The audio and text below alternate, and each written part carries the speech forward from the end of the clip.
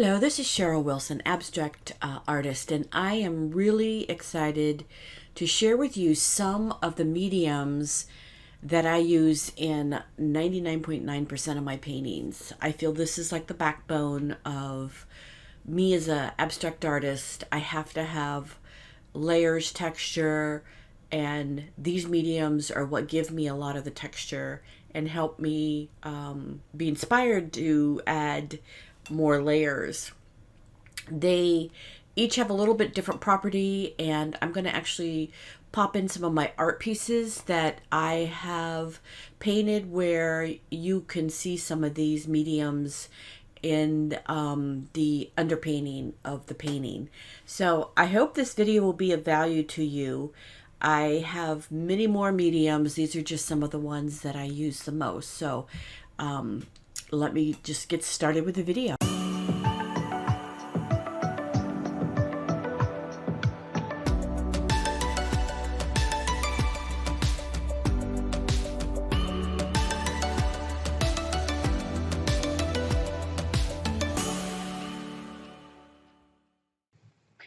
One of the first, the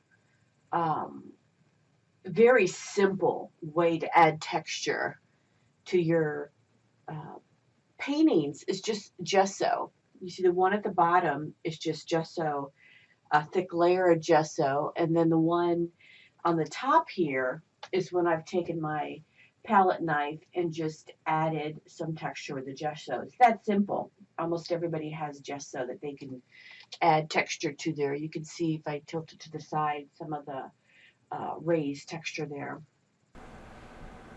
Okay, here is an example of the gesso kind of pulled up with a palette knife, and then some of the flowers there have some gesso. Another one is there is like the golden fiber paste, and that's rough there. You can build it up, you can add peaks. See how textured that is? This has been drying for a couple days. And this is textured sand paste. This is also a product that's from Deco Art. But you can see how textured this had a little bit. I put this on with a palette knife and it had a little bit of blue on it, so it picked it up. Now these are straight out of the container, so you can actually add to these colored paint of some sort, or you can paint over top. All right, here's an example of some textured sand with actual real sand and a little bit of crushed shells mixed in.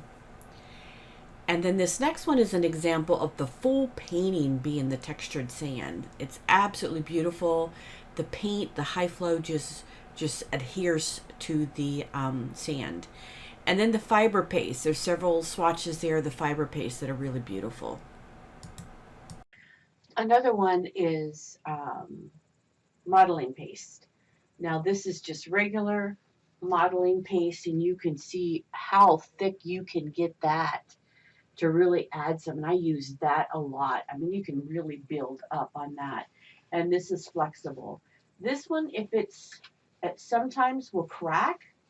This one is flexible, so you can actually put it on a canvas that you're going to roll up because it won't crack. So you can see those two, but there's a lot you can do. You can even make the flexible thicker like this one down here. But you can see if I turn it sideways how thick you can get that. This is an example of modeling paste on a canvas, and I did a whole series. I actually did a course on this if you're interested. There's a link below. But the modeling paste is done with a couple tools, trowels, and different tools to add marks, and you can make this as thick as you want. It's a really beautiful medium that you can use. And then the modeling paste also takes on a little bit different. You can see here in the middle, the waves are done with a palette knife, which you can make the different levels of waves with the modeling paste. Another one is, this is a lot of fun. Look at the glass beads. Let me see if I can get you to see that. Do you see the little beads that are in there? This is really a lot of fun. This is right out of the jar. This is a Liquitex, and you can find these in different vendors. They may be called something a little bit different, but these are just beautiful, like little glass beads in there. And this is ceramic stucco. It looks just like stucco on a wall. Thick. Again, right out of it, that's a Liquitex product. All right, this is an example of the glass beads. If you can look closely on this painting, you'll see the little bumps. And that are the glass beads. Of course, I've put over it some high flow and some acrylic paint. But you can still see the beautiful glass beads and the structure that it gives to the painting. And then the ceramic stucco. I could have used several different mediums to get this, but I used a palette knife, and the palette knife had kind of like a rough texture on it, and it kind of just, the way I applied it to the canvas with the ceramic stucco made it a beautiful painting look like this.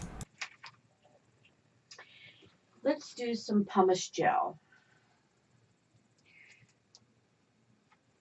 This is coarse and this is fine, and you can feel it, but it almost looks like cement. But I use that on a lot of my pieces. And there's the fine. This is scratchy. This is really scratchy. Let me turn it sideways so you can see how thick you can get these. This next painting has actually a lot of textures and mediums in it, so you'll see this again.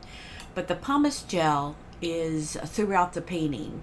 And this painting, once I posted this on my social media, it sold right away.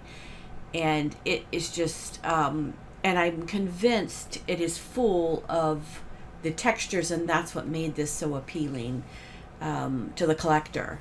And when I show some of the other mediums, I'll highlight where some of the other textures are. And this is a fun one. This is Crackling Paste. And what I did is I have 3 different vendors that I used here. One was just a Goldens. Now, if I put this on thinner, it probably would have cracked more. But you can see what it looks like. This is white from Deco Art. You see the actual crackle that it gets? And there is a gold Crackle Paste. Isn't that beautiful? You can actually see the crackle. And you can paint all of these. And it adds a beautiful, if you add a couple of these together in your art pieces. So also in this painting, you can see over on the side, there is some Crackle Paste where I have actually added some high flow, and it seeped into the crackle cracks. And then, of course, I've added some other things around it. But you can see how you can add different mediums, different textures to one painting, and it will really increase the overall appeal and interest in the painting.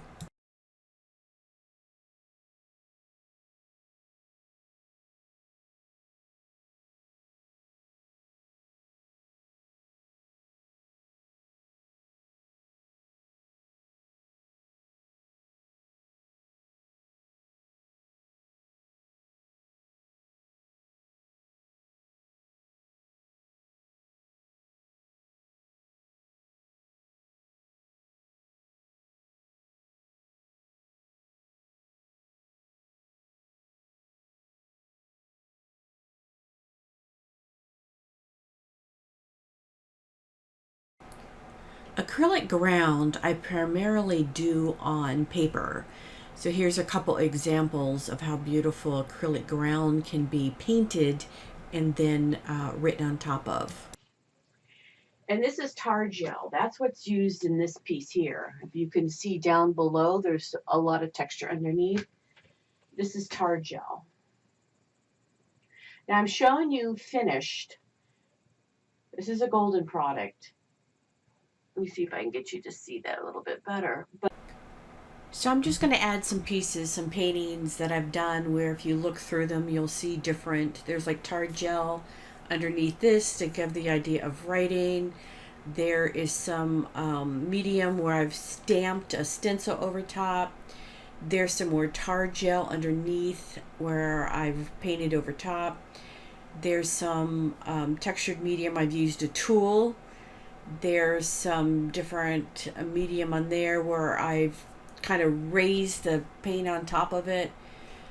Just different textures and things added to the pieces that create such incredible interest. So I hope this was helpful to you, and hopefully in the future videos you will see me use these, and I'll refer back to this video where I've showed you samples of what it looks like on the piece of papers to give you some reference.